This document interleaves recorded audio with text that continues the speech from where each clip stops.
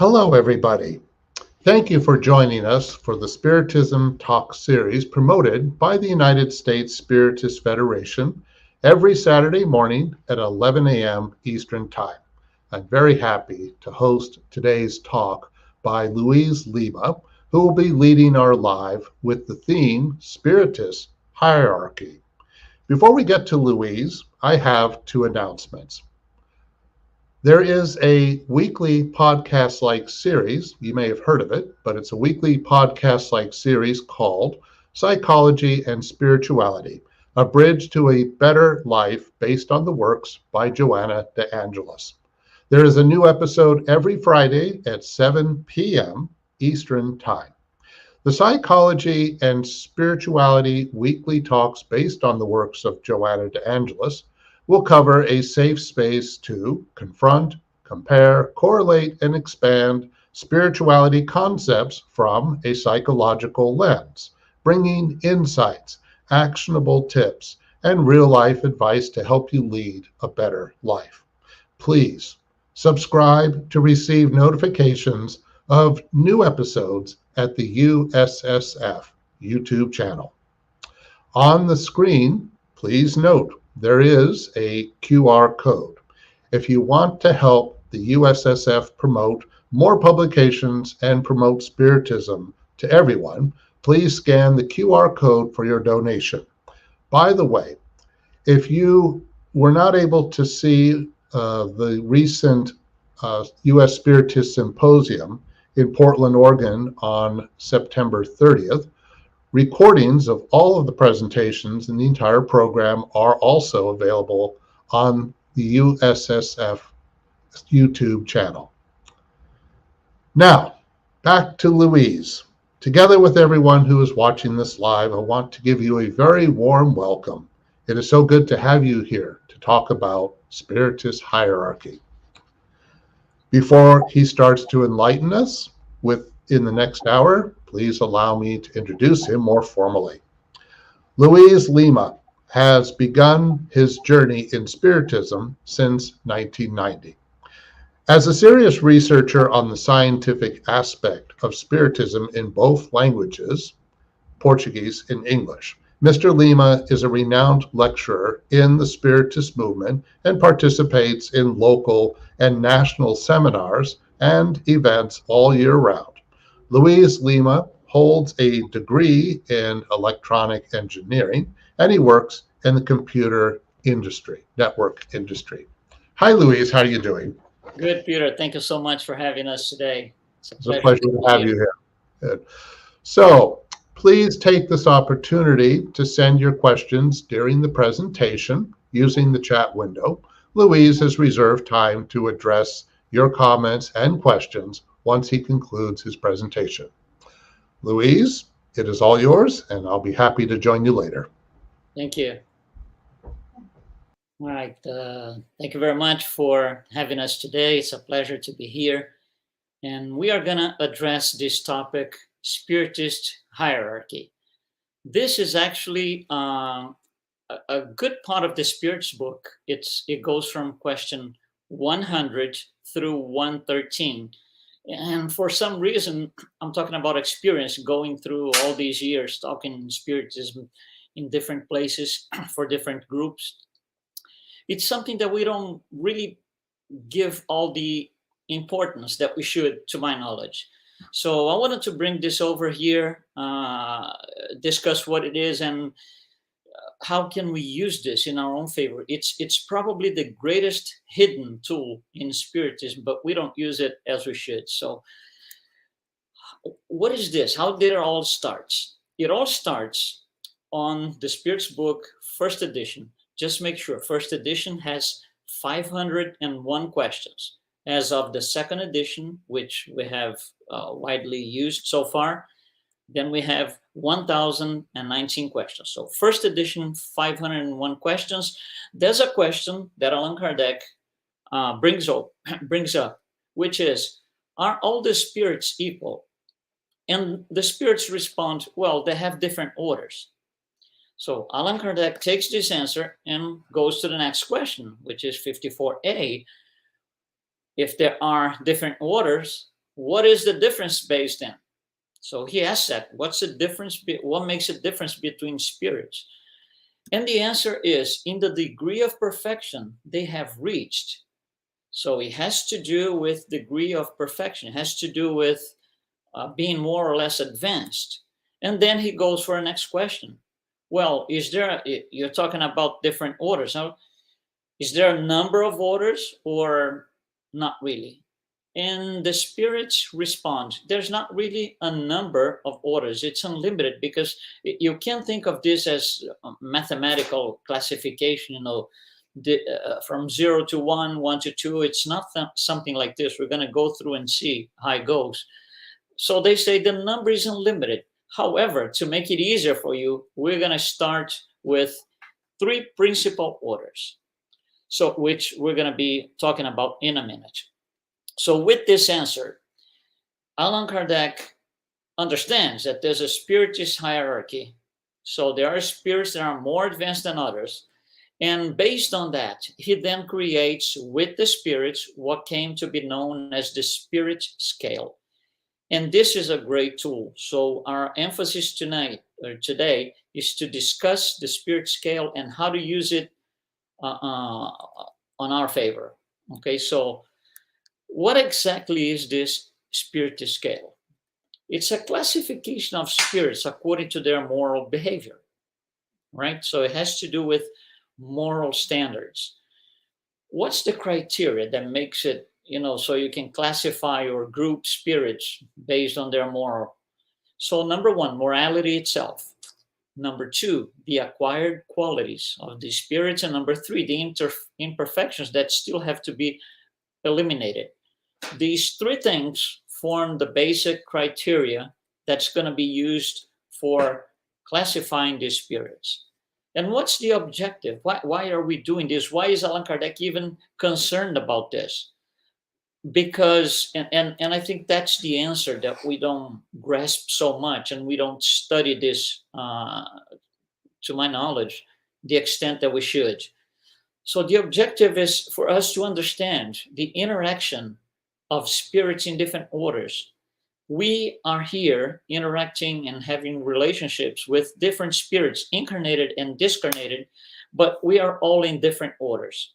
And that creates confusion. That creates a lot of trouble. And we are going to detail this a little bit more. So in 1857, first edition of the Spirits book, they bring this classification that we see here.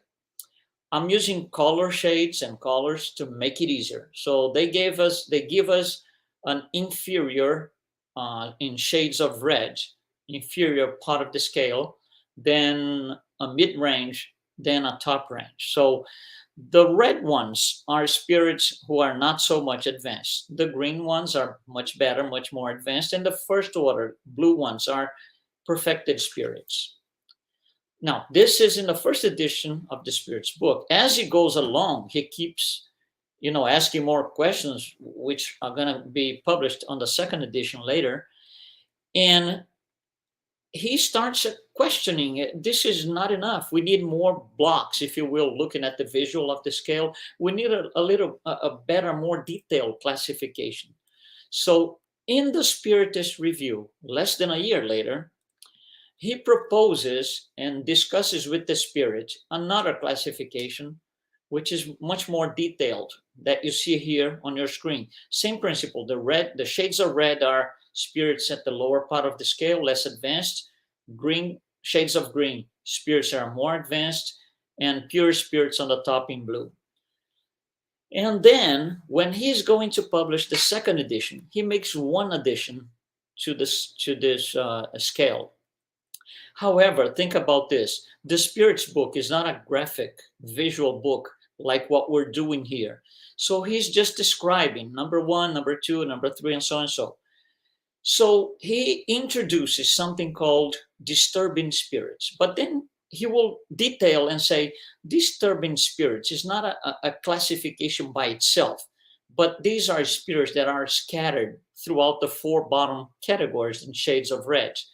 So for us, visually, that's what we're going to do here today. Visually, it doesn't make sense to use disturbing spirits as a category. So we are going to stick to this category, these categories here, and that's what we're going to use for our analysis. So let's put this thing on a corner. It's going to stay there for a little bit on the screen as we go along. Okay, what's the basic difference? We're not going to talk about each one of these blocks today. We're going to talk about groups.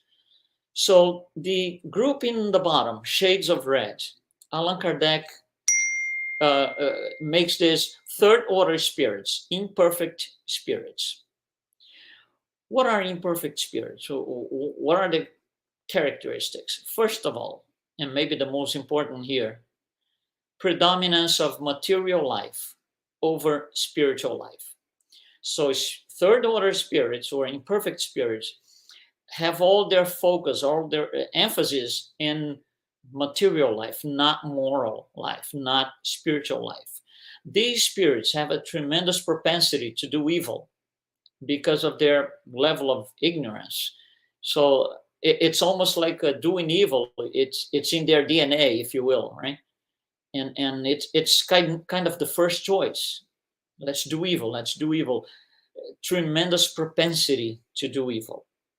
Another characteristic here is these spirits have a vague intuition about God, but they can't explain. They cannot really understand and explain.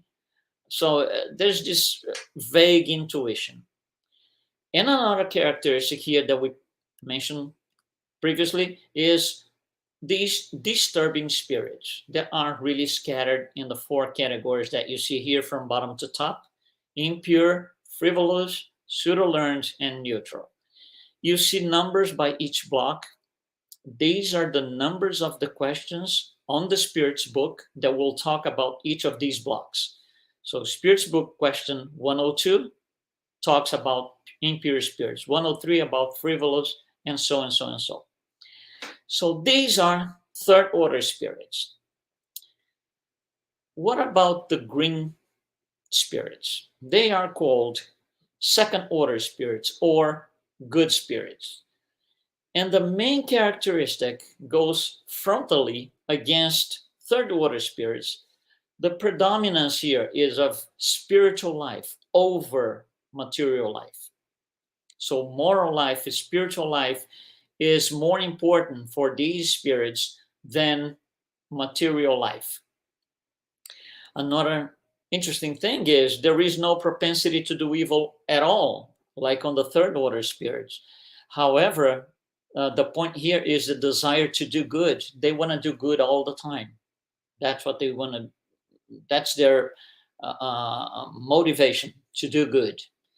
And third, and also very interesting, is they have knowledge and moral qualities, and they use both together. That might seem a little bit silly, but if you take the idea down to the third order spirits, third order spirits are us living on Earth, one of the planets where third order spirits are housed. Some of us, we do have knowledge. You can tell by the level of technology that we were able to achieve so far. So we do have knowledge. We do have some, for some of us, moral qualities, even if it's not all that great, but we do have some. However, we don't put them together. So we use our knowledge to destroy things, to destroy cities and buildings and everything. We use it for destruction. Second order spirits will never do this. They will bond their knowledge to the moral qualities that they have, and they will build and constructive things. They will do nice things with it. Once again, you see on the right side of each shade of green block the number of the question on the Spirit's book where this is addressed. And finally, at the top of the scale, we have pure spirits, or also called first order spirits. These spirits they have reached perfection. They have absolutely moral and intellectual superiority compared to any other on the scale. They do not need to reincarnate as a matter of improvement. They do not need to. They only incarnate when needed as a mission. So Jesus, for example, is the one. Let's talk about some of the green spirits, shades of green. We have Gandhi, we have Chico Xavier, the medium in Brazil. We have Mother Teresa, Divaldo Franco, also in Brazil. These are spirits that bring all this. It's natural for them to be more preoccupied, more interested in developing their spiritual life than material life. Most of the spirits on earth, the great majority, are third order spirits. Occasionally we have one of these spirits from the second order showing up, but for the most part, we are third order spirits. The earth is a place for third order spirits. So we know what our destination is, to be pure, perfected spirits. One day, of course, it's going to take time and it's not easy. I'm not saying it's not, but it's a known thing. We're going to get there one day. Of course, it requires our efforts and free will also. But for now, we're not there yet. So we, here on earth, we have our spiritual habitat over here on earth. So you are on earth, I am on earth. However, you're going to find on the planet spirits from all orders incarnated at the same time, all at the same time. So, for example, you're going to have a time where on the planet you have at the same time, let's say Gandhi and Hitler, both at the same time. And it goes on and on. I could give you many, many examples. That's not the point. We're just trying to show a concept here. So we have on the planet, on our spiritual habitat, spirits from different orders. And that makes things a little bit complicated because not all of us are on the same level. If we were all absolutely on the same level, for example, if we were all frivolous, it wouldn't be so complicated. But no, we have different spirits from different orders living on the planet all at the same time. So how many are we? Well, you got to count the discarnate spirits. So we are 25 plus billion spirits on earth. However, don't forget, most of them, the great majority, is in shades of red. We are third order spirits. So the spirits that are discarnate right now, the great majority they are also third order spirits. So as they incarnate, as they have the opportunity of incarnation to keep going on their development, they will be incarnated as whatever, impure spirits, frivolous, pseudo-learned, all of those things. So we always, it's always a common question that we get is, isn't it getting worse? It depends on how you see. However, if all these discarnate spirits have to incarnate first, yes, you will get worse, depending on how you see it, but for better. It's a necessary evil that has to happen because these spirits will incarnate if they don't make it in terms of morality, if they don't make it to the bottom level of the planet in terms of morality, they are going to be, sent somewhere else. They are not going to be able to reincarnate on the planet. So the biggest problem that we have, I think, as spirits incarnated on earth is understanding this mix. So sometimes the news are not very good. We see war here and there. We see, all kinds of atrocities and cruelties. And it is a natural tendency for third order spirits to revolt, to, uh, I want to kill these people. They should all be, massacred, because we're not understanding the basics, the logic of how this works. And the spirit scale, visually, at least visually, it makes us shift our views to something different that hopefully will make our lives much better because of the knowledge that this can bring. The first thing that we are asked all the time, us spiritists, is about good and evil. Good and evil. The people from different belief systems, they will ask us, materialistic views will ask us, how come you say God is good? There's war here, there's war there. Well, let's make things clear a little bit. So I'm just going to use my hands here so to represent something. For most of the society, we see good and bad things, good and evil, as two different places, to the point that we are going to say there's a war here. Good is not here. There's no goodness here because it's war. Goodness is here.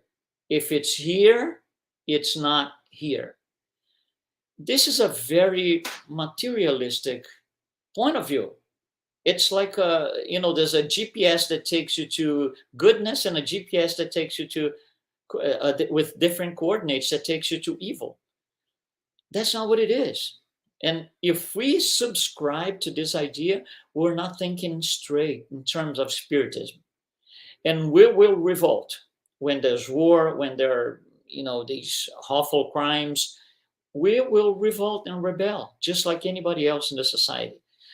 So, good and evil, how should we see it? For most of us, we try to understand, have even an intuition of what good is based on what we know. What do we know? We are third order spirits, so we know evil a lot more than goodness and than good. Coming from evil, trying to explain good, it's very complicated. It's like you're trying to go from here all the way up, but you can't. The elevator, right, doesn't go all the way up because we are limited in our thoughts.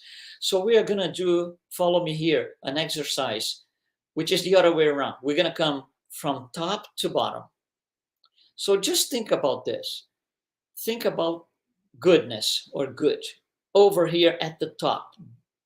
100%. I'm going to use percents, which is a mathematic term, to convey an idea. So over here, we have 100% of good. Come down a little bit. The more advanced spirits that you can think of or that we can imagine, and we have literature on, they are not 100%. 100% is just one, which is God. That's the absolute reference for goodness. Down here, we have maybe some 99%, which are spirits very, very, very advanced, and they reach that level, but they won't be 100%. They are not at the same level of God. So let's just say, once again, I'm using mathematical terms to convey the idea. So 99%, come down. Spirits that are 90% good all the time. Then 95, 90, 85, 80, 50, 40, 30, 20. When you get too low, you can't say goodness anymore because you have a vocabulary problem. How can you say that this person here is good and you say that this person here is also good? I mean, I wouldn't be able to explain myself properly using the same word for both. So what we do is, that's what the exercise is that we're doing now. This is good, good, good, good, good. There's going to be a point where it flips to another word, which is evil. Then evil, evil, evil, evil, evil. So good and evil, good and evil, are part of the same spectrum. They are part of the same spectrum. So for those who believe and define what is good and what's evil, and they will say things like evil is the absence of good. Absence is related to a GPS, to a physical location. Lack of presence, that's not what it is. Allan Kardec uses a much more, I would say, as modern word, which is the ignorance of evil. Ignorance meaning I'm down here on my knowledge. I haven't reached this level yet. When you say ignorance, you mean you're going to get there, but good and evil are on the same spectrum. And if you come down from the top again, so good, good, good, good, good, evil, evil, evil, evil, evil. Where is the inflection point? Where does it change for me and for you? And it's not the same. It's not the same answer. Where does it change from good to evil? Where is my inflection point? It's where I am. If I'm here, anything above is good. If I'm here, anything below is evil. And if you're here, it's a different thing, because everything over here is good and everything down here is evil. So the inflection point is not the same for everyone. However, and that's the message here, good and evil are on the same spectrum. There is no good here, evil here, or anything like that. That is a materialistic statement. So when they come to us and they want to put us against the wall and they say, well, you say God is good and how come there's war? Because they're thinking of physical locations. God, if there's a war here, God is physically for them, not present. That's not what it is. It doesn't make sense to talk about God as if it were material. You have molecules, you have a GPS that defines your location. No. So good and evil are part of the same spectrum. And with that same reasoning, it goes for everything else. A few more examples. Wrong and right. Wrong and right. When I say to somebody, you are wrong and I'm right, stop. To begin with, to define something as wrong and right, you have to use a reference. What is the reference being used? I can use my reference as being one thing, and you can use your reference as being something else. If I am here on the scale, I use one reference. If you're here, you use another reference. So what might be right for you might not be, but might be wrong for me, and vice versa, because we don't use the same reference. We can only use the reference that we know of. If we don't know any better over here, we cannot use that reference. And that's what Spiritism is telling us. You can use the reference over here because it was given to us. That's the moral of reference that Jesus brought to us. We have that.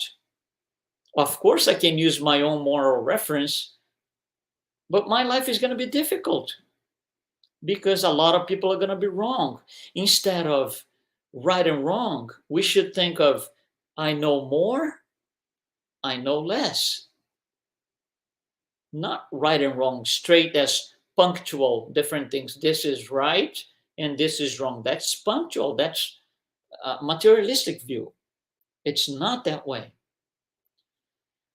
And that's one of the greatest things that Spiritism brings to us, explaining all of this. I'm just putting in visual terms, but that's the explanation that the spirits provided to us, through the codification. Here's another one. Love and hatred, same thing.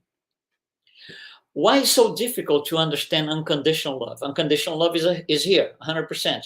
Because we are down here trying to understand something way above us, way above. So we go from top to bottom. Love, love, love, love, Hatred, hatred, hatred, hatred. Same thing. Where is the inflection point? It's where I am. If I am here, this is my inflection point. Anything down below is hatred. Anything above is love. If you're up here, it's a different story. Everything down here is hatred. Everything up here is love. But it's the same concept. It's not that love is here and hatred is here. They're not physical locations that you define with physical coordinates. And here's another one. Hopefully you got the idea so far. Heaven and hell, same thing. We shouldn't say, the same way we shouldn't say love and hatred, we should say love more, love less. That's how we understand love and hatred. Heaven and hell is the same thing. I am happier, I am unhappy. I am happy, I am unhappy. So hell and heaven and hell are states of mind. And Allan Kardec tells us that wherever we go, we take our heaven and or our hell with us, because they are not physical locations. They're not defined by physical coordinates on a GPS. It's just, so where is the inflection point from coming down from heaven to hell or from happy to unhappy? It's where I am. Here's another one: revenge and forgiveness, same thing. And here's another one: competition, cooperation. All of these things, these are only 6 examples. You can take any vices against any virtues, it doesn't matter. So what we are seeing here is that all of these dualities, each one of these double arrows is a duality. Each one of these dualities are part of the same spectrum. And we are presented with both at the level that we are. So, for example, let's take love and hatred. I am presented with situations I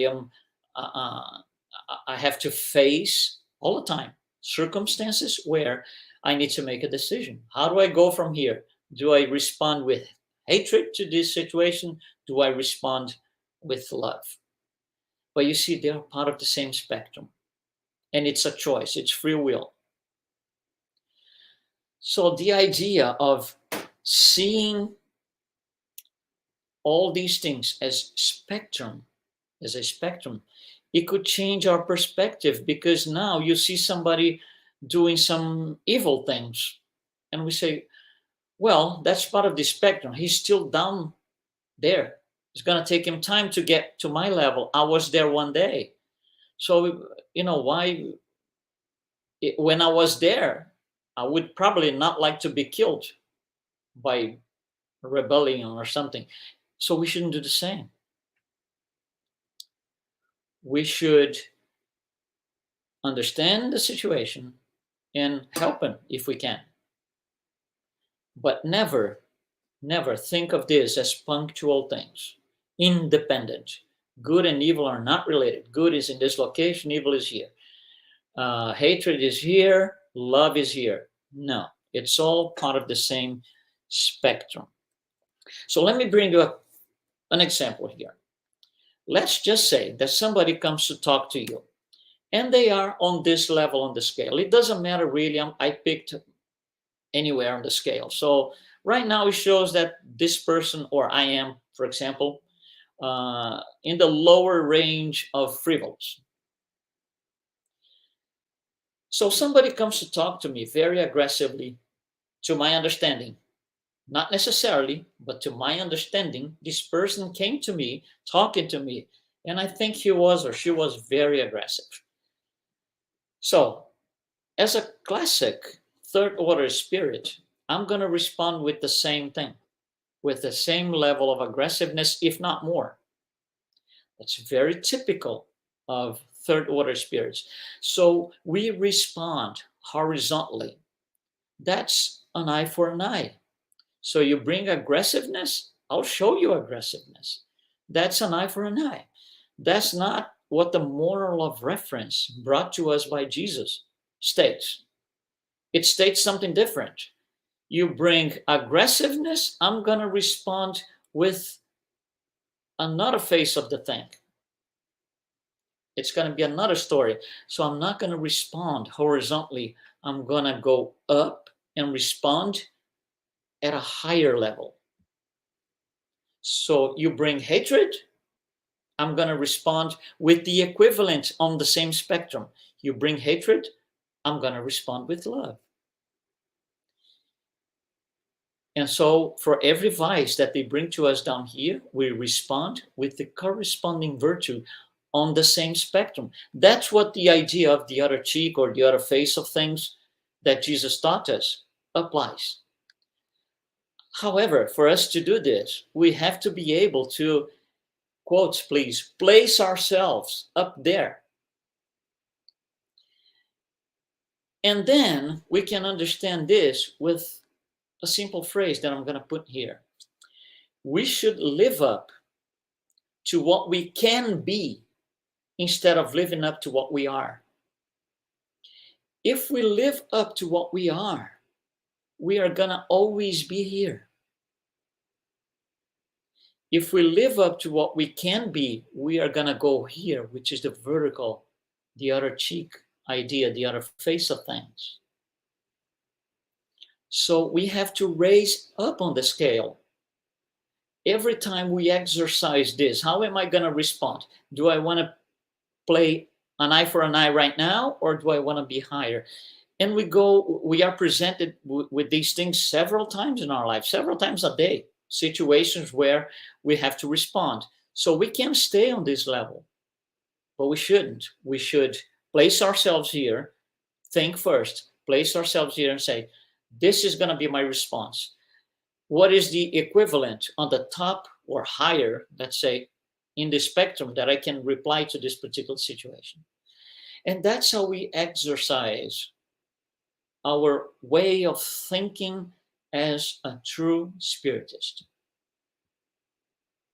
That's gonna, at one point, things start to get automated in our perispirit. They will be automated. So we are not gonna have to, okay, this person came this way. Let me stop and think. Okay, I need a couple of minutes here to see what I'm gonna do. Let me see what my strategy is gonna be. There's gonna be a point where we don't need this. Can you imagine people, coming to Jesus and everybody against him, those who were against him, and he would just have to listen. I'm going to sit down here and I need time to see what I'm going to do. Let me see if I do some charity. There is no such a thing. It's automated because all these an eye for an eye situations were long gone for him. We can do the same and much more. That's what he said. You can do the same things I do and many more things you can do. It's up to us. It's up to us. So that's the general idea of how should we use the spirit scale on my favor. Where am I? Am I still all the way down? Am I in the middle? And if I'm in the middle, I can do better. If I'm all the way down, I can do better. Nobody's saying this is easy. That's not what it is. It's not easy. So I want to bring some 6 situations where we can use the spirit scale in our favor, with the exercising, the quick exercising that we played here. So number 1, a situation of hatred. Somebody comes to us, that's the one we just spoke about. A lot of hatred, a lot of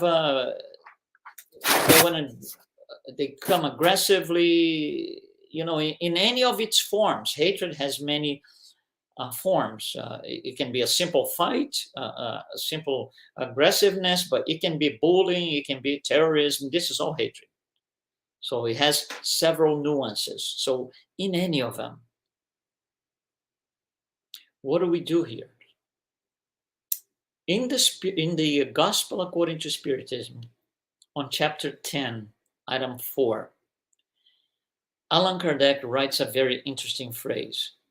Quote, hatred and rancor denote a soul that is neither advanced nor great. End quote. So if I do an eye for an eye, when somebody comes with hatred, I am denoting a soul, meaning I am presenting myself as a soul that is not advanced nor great. Is it nice? No, it's not. I should ask myself, is this the best I can do? No, it's not. Because I have the moral of reference. I have to respond within the same spectrum, but higher. So you bring hatred, I'm going to reply with love. Not necessarily unconditional love because it's too high, but some form of love. So this is one situation. Here's another situation. Domestic violence. It's sad that we still have something like this happening in our society, and it does happen a lot more than we can probably get from the news. Anyhow, domestic violence. So there wasn't the guy was aggressive. He did something. So you get the guy and you come to him and you ask him, why did you do this? And regardless, the answer is all the same, because I love this woman.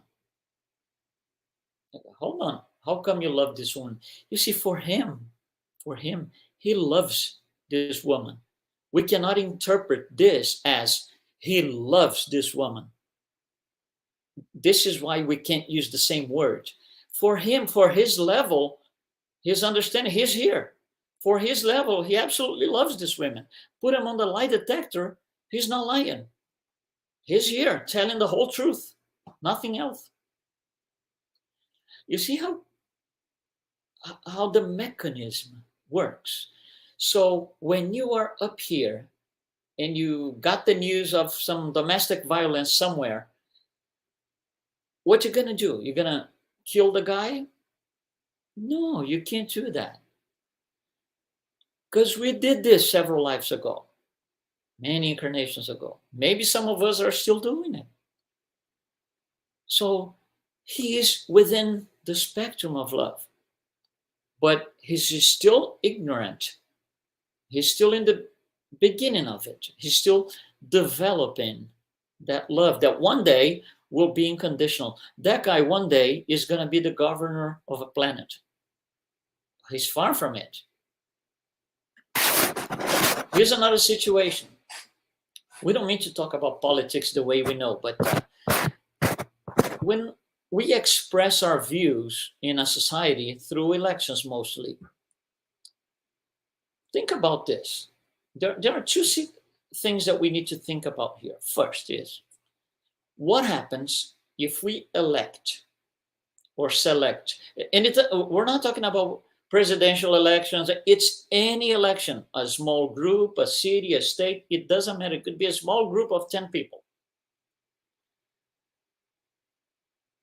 If you elect someone who is impure or very low on the scale, what do you think is going to happen when that person takes power? When that person becomes starts to exercise his elected rights? He's going to do things that impure spirits do. It's not going to be fun. So when we select somebody, when we elect somebody, we should vote not as people and citizens only. We should vote as immortal spirits.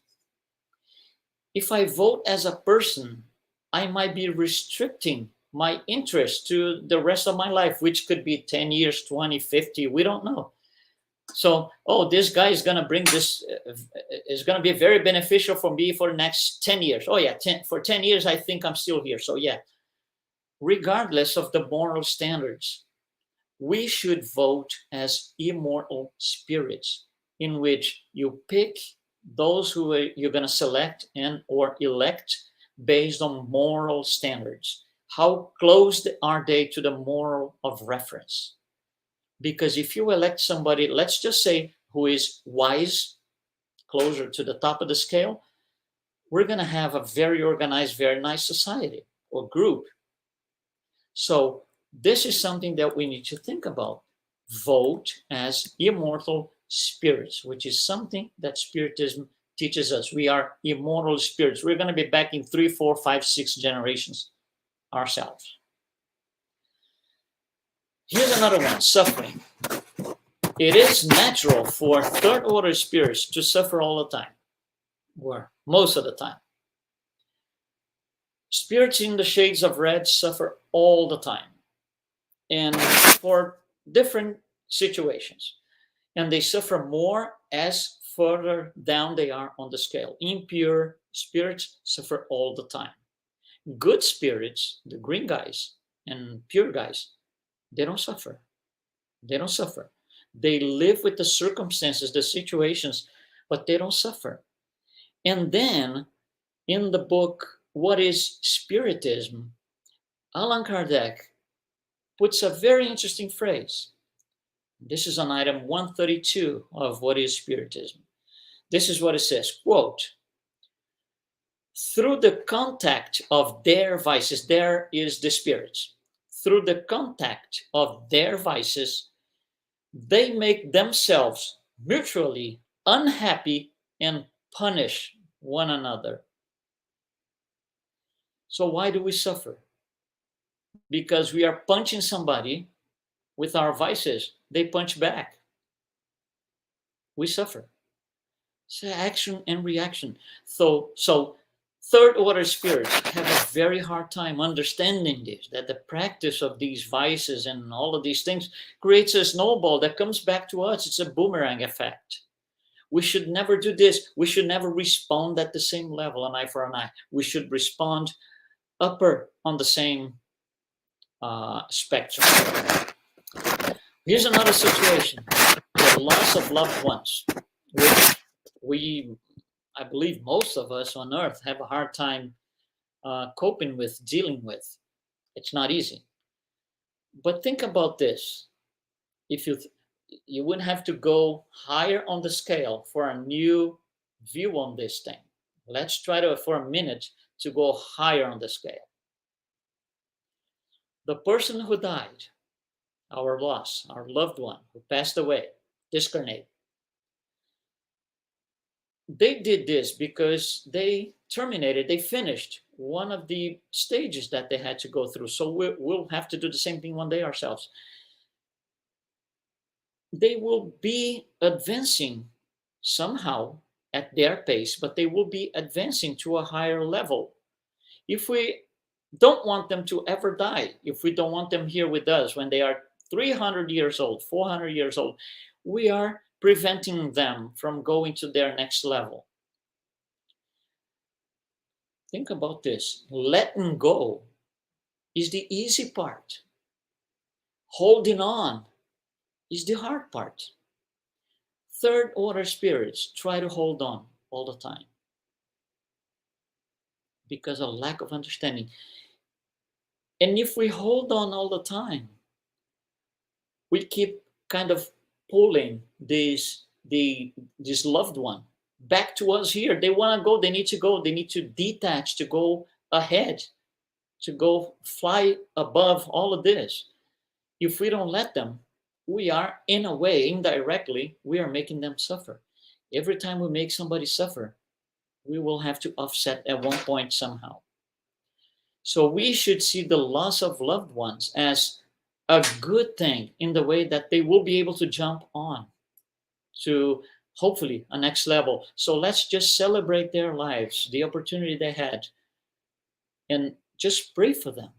Not keep pulling, and 10 years later we're still suffering and pacing, waiting for them to come back. That's horrible. We can't stop our lives because of that. We deserve to keep going with our lives as well. So the loss of loved ones is a little challenging for us. Nobody's saying that's easy, but with the understanding of where we are on the spirit scale, you could change. So if I'm down here on the scale, down here, and someone, my loved one, passes away or discarnates, why can't I react as if I were here, as if I were higher? We can. It's just that we are influenced by material life, which predominates over spiritual life. So material life is down here. So the loved one passes away, we want them back. We want the physical person with us because we are living this material life down here. If you're here, it doesn't even make sense to be willing that physical body is here with us as they were yesterday and 3 days ago and so on. So those are all nuances that Spiritism, little different views, viewing from another angle that Spiritism brings. And I think it's easier a little bit if we look at the scale all the time, trying to place ourselves. And here's the last one. Nobody starts as pure. We all started the same way, simple and ignorant. So we have to run through each spectrum.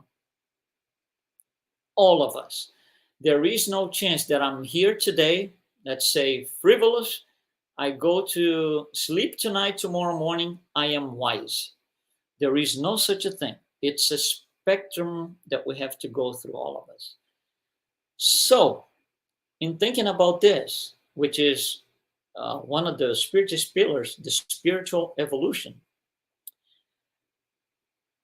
in order to be patient, I have to have been very extremely impatient, then a little bit less, then less, then less, and now I'm patient. In order to be tolerant, I had to have been one day very intolerant, then a little bit less, and here I am very tolerant. So we can say that the seeds of good are in the necessary evil. That's why we call necessary evil. These are stepping stones. We need to go through this to make wrong choices all the time, and then flip over next time to the right choice. And then in all different spectrums, there's a spectrum for patient impatience, tolerance, intolerance, good and evil, right or wrong, and so on, so on, so on, so.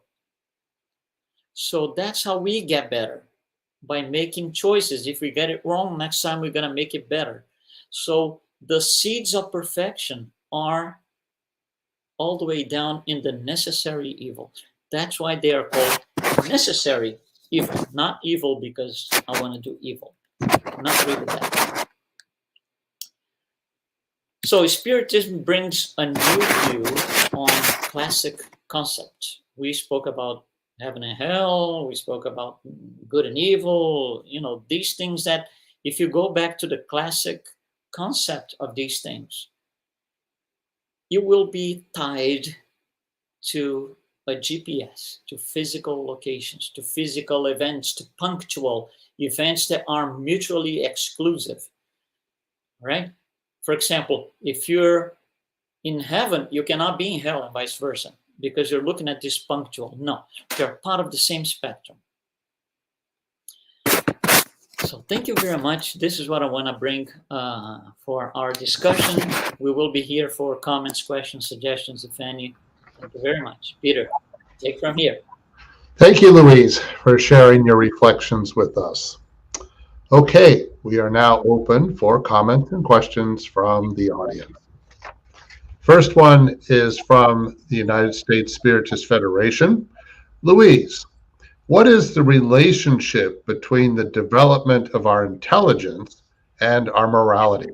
Is one more important than the other? Important is not the word, but one precedes the other. On the Spirit's book, we are going to see, it's very clear, by the way, when Allan Kardec writes about and the Spirits, of course, write about the law of progress, they will say that, there is moral progress and intellectual progress. Mm-hmm. And he actually asks that to the Spirits, which comes first? And the Spirits are very, very straightforward.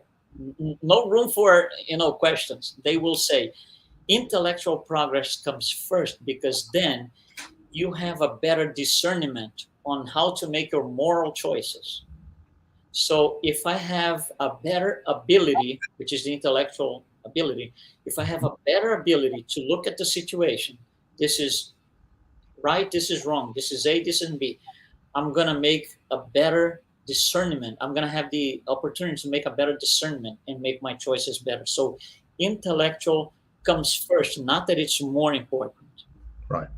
That makes sense because our intellectual progress can take us in all kinds of different directions, which then bring up moral questions. That's right. Yeah. Okay, next question from the U.S. Spiritist Federation. If most spirits on the planet are third order spirits, are there signs of that changing nowadays? Okay, let me elaborate on this a little bit. This is not a black and white. There's not a line that divides. For example, at the bottom of the scale, impure is down here and frivolous down here. This is not it. This is a spectrum. Okay. We have 5 categories of worlds designed by how to house spirits according to their level of evolutions. So the bottom category of worlds is primitive worlds, in which you have mostly the great majority impure spirits. The second category is trials and expiations. That's us. The majority are the other shades of red. However, on planets of trial and expiations, hey, we are here, right? We have impure spirits and we have good spirits.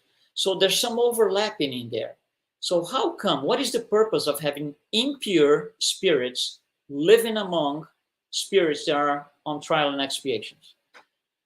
Because they are given the opportunity to see and know better. They will be given the opportunity to look at this and say, wow, this is better than I knew. I'm having a hard time, but this is better. It's really very difficult. I'm putting my head above the water here, but it's better. They will see better. They can use that as a reference. And the same way, spirits at a higher level will come down to trials and expiations, planets of trials and expiations, to lift us up, to show that, we can do better. So there's a little bit of like an overlapping in there. So yes, these impure spirits, they will be here on earth for a while. Impure spirits, they're one of the main characteristics of impure spirits is cruelty. That's probably the main. Then I ask you, do we see cruelty here on earth? Turn on the news in the last 3 weeks. You don't have to go much further. So we do have still impure spirits here with a purpose. You might not like it. I might not like it. But, this is a much higher thing than just look at this as a punctual fact. You see, let me look at that one spirit right there on that day at that time. That's not how we see it. All these impure spirits are going to be governors of planets one day. Answers are good points, and encouraging that more advanced spirits are among less advanced spirits. Yeah. Okay, this is from Andre Belavqua. Sorry if I mispronounced your name. How can Spiritism's belief in reincarnation influence an individual's approach to personal growth and moral development? Yeah, that's one of the purposes of reincarnation, by the way. It's the gift that we are given to advance a little bit at a time. You see, if we had to advance today, let's just say, to make it easier, let's just say we are neutral. If we had in one lifetime to become pure, it would not be possible, because we would have to get rid of all the impurities that we still carry as a neutral spirit and acquire all possible virtues, 100% of them, to become pure. That's not feasible. So we cannot do this in one shot. So we have to do in installments. Each installment is a reincarnation. So we come in, we have the opportunity to grow, to go through new experiences, learn from them and grow, and so on and so on. So, however, I can come down here having in mind that I'm going to come down to be better on this particular thing, and I do other things that are not good because I'm still a third order spirit. So, that's gonna have to be offset at one point. That's why it's such a slow process, because we not only come to get rid of the impurities, we generate new ones. Okay, thank you. Next question. Also from Andre. What role does self-forgiveness play in the process of spiritual evolution according to the Spiritist doctrine? Self-forgiveness is a starting point. It's not all of it. It's a starting point. You have to forgive yourself, first of all, by understanding where you are. We know more or less where we are because we know ourselves to the point that is enough for us to place ourselves somewhere on the scale. And self-forgiveness means, okay, I've been doing this thing wrong. I was a bunch of wrongdoings. Stop. We're going to take responsibility on all of this. Let's forgive ourselves. And now we're going to go towards a different goal, which is not doing evil. Not anymore. Third order spirits. Remember, propensity to do evil. So I'm going to stop my propensity to do evil. I'm going to be more conscious about my choices. And I'm going to be making better choices. But self-forgiveness is what triggers the process. If you don't forget yourself, you're going to be, if you don't forget anybody, you still have some sort of hatred, rage, whatever within, including yourself. So you're still down on the scale if you have those feelings. The sentiment has to change by self-forgiving yourself. And certainly, forgiveness is a major cornerstone of Christianity. So it's Absolutely. very important. Absolutely. Okay. Another question from Andre. How can one distinguish between authentic spiritual guidance from higher spirits and one's own desires or ego? Yeah, you can tell. For example, let's say you are in a situation and you have to make a choice, this one or this one. You absolutely know what is right and what is wrong. We know. We still propense to choose the wrong one. Okay, that's one thing, but we know what is the right one. So if you have this voice in your head telling you do the wrong thing because it's going to give you, it's going to be more profitable in the next year, profitable of any form, not necessarily money, but it's going to put you in a better situation in 1 or 2 years. You know it's wrong. So you know that the influence, it's not coming from a good spirit. It's coming from a spirit that is, to say the least, at the same level that you are. Because you see, every time we have to make a choice between, let's just put it this way, honesty and dishonesty. Okay? So if you still have to think about, should I take this money or not? Should I take this bribe or not? If you're still thinking about it, you're still in conflict. So both are still possible, regardless of the outcome.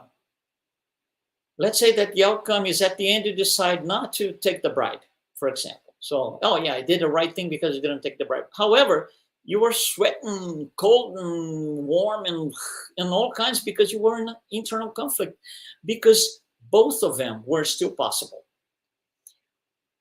Remember the dualities. One is at the top of the scale, the other is at the bottom. They are in the same spectrum.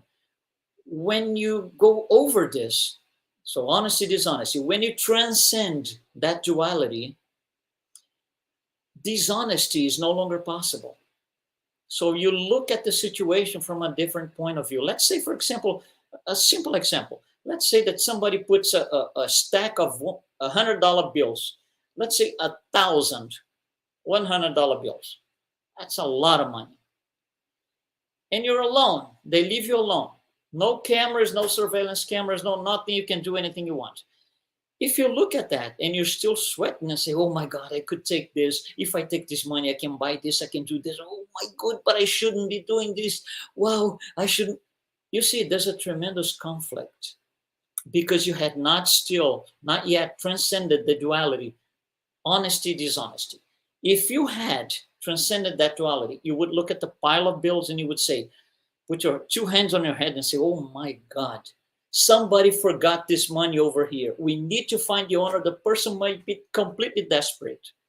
You see, on the first situation, you were thinking about yourself. On the second, you're thinking about them, your neighbor. You see the shift? So the dualities, all of them, alcoholism, sobriety, whatever it is, yeah, patience, impatience, they will go away when we shift from us to the neighbor. And that's part of the process. Going through all these things and learning how to be less impatient, less intolerant. That's part of the process.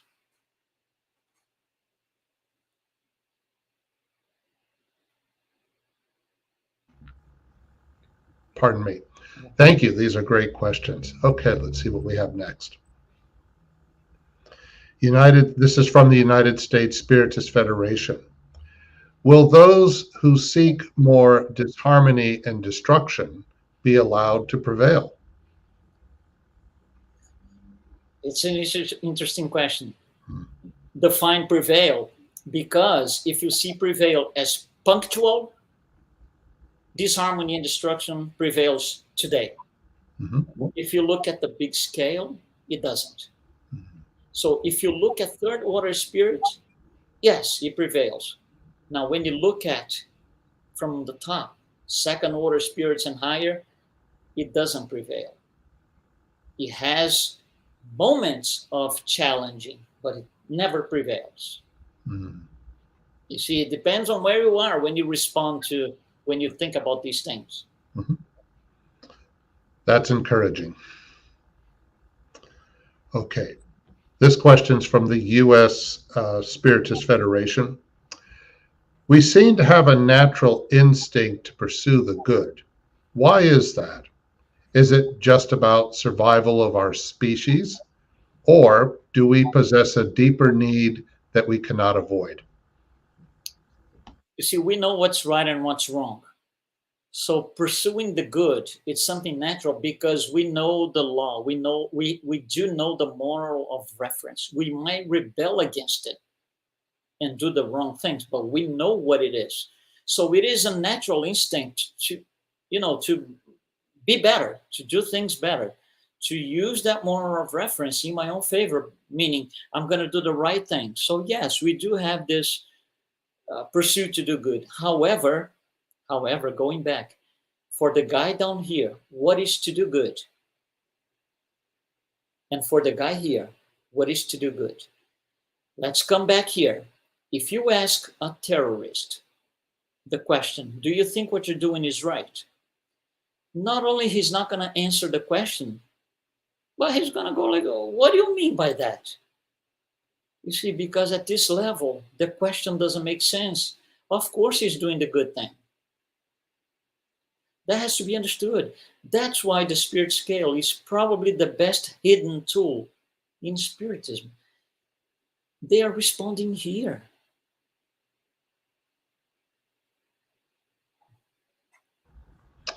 Okay, great answer. Thank you. I believe this will be our last question from the United States Spiritist Federation. How does free will change with a transition in hierarchy among spirits? Yeah, free will plays a role in everything because we all have free will. So the pace that I choose by free will to be on this road, the pace that I choose to go up on the scale is completely on me. It does not depend on anybody else. It's only on me. So I have free will that I can use and say, on this particular lifetime, I don't want to improve one bit. I want to get in and out exactly as I was. And that will be. There is no divine decree that will make me or force me to improve. It's free will. We don't go back. We do not unlearn what we learned. We can't do this. If you know how to read, you cannot unread a phrase. That's not possible, right? So yes, but it's on our own pace. So free will plays a big role because it's choice. That's why question 121, Spirit's book, Kardec talks about this, and the spirits will say, well, some of the spirits advance faster because of the others, because they decide through free will to do more good than evil things. And some others decide to do more evil things than good. It's not decided for them. They decide. We decide. Okay, thank you. Well, we're actually going to sneak in one more question because we don't want to let go of you just yet, Louise. So here's a comment, Natra non faci saltim. Here we go. This is from Celso Loreda. The phrase above is a maxim that expresses the idea that natural things and their properties change gradually in a continuum rather than suddenly. Yeah, that's talking about material things. Yeah, they will, things change even at the material level, because matter doesn't change by itself. It needs an intelligent principle behind it, making or causing these changes to take place. And yes, as the intelligence advances, as the the intelligent principle advances, you will be able to do more things. So at its early stages, the intelligent principle is able to create things such as the animal kingdom, the plants kingdom, but then it will advance and it will create in the next level up, which is us, the humans. So yeah, it's a slow process. Okay, thank you, Louise, and thank you everyone who watched today's talk live and those who have been supporting the Spiritist Talk series. Next Saturday, we will have Marcia Trajano talking about freedom from guilt. Louise, before we close the live, can you do a prayer for us, please? Sure, absolutely. So let's thank our Master and Guide Jesus, who brought us the moral of reference, something we should all abide to and go by, with the purpose of make our lives better and the lives of our brothers and sisters better. Thank you, Jesus, for all the teachings that you brought to us, what you showed us when you were among us, that your light can reach those in hospitals, many of them not understanding their conditions, in rebellion against life, that they can be, that your light can soothe them. And same for those in prisons, in states of deep revolt, that they can use your light and your fluids to soothe their hearts. They can understand their condition and change their lives around, start doing better things towards the moral of reference. Thank you so much, and be it.